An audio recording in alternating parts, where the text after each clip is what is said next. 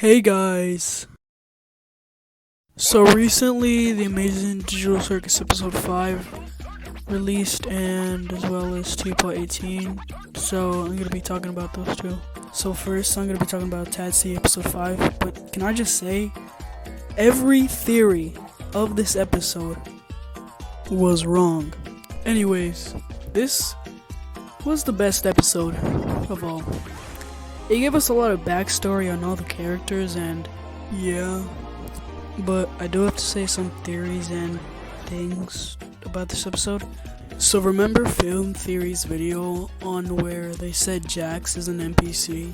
Well, in this episode, there is more evidence that he could be an NPC, but I kind of think something else, which is kind of stupid and unrealistic. I'll say it later in the video.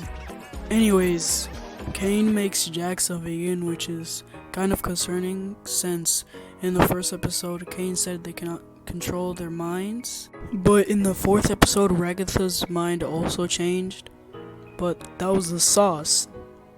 Technically Kane, but sauce, and maybe it's still possible to get high another way.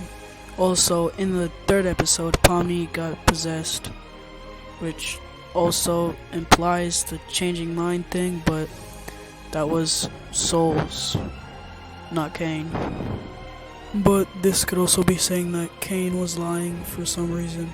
I'm just gonna say that theory I mentioned earlier. So, could Jax be a cat?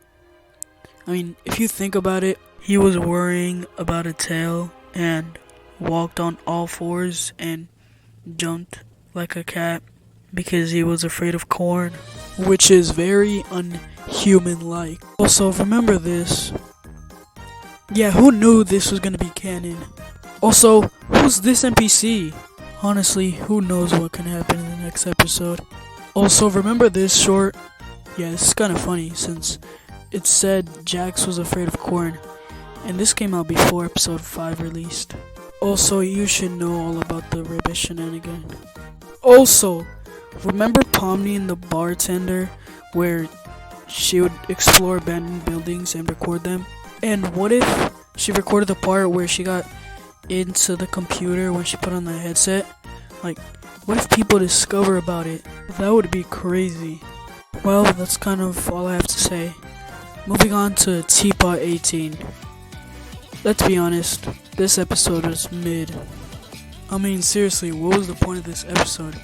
It could have shown us where Fiery went with 8-Ball since he's a BFB'er, or the other Exiters. I guess it's good that we saw what happened after Matt's Bubble and Ruby after a long time.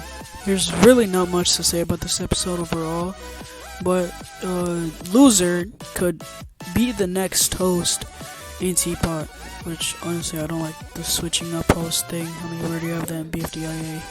Like, what if the whole purpose of this episode was to Loser to find out that winner is in Teapot?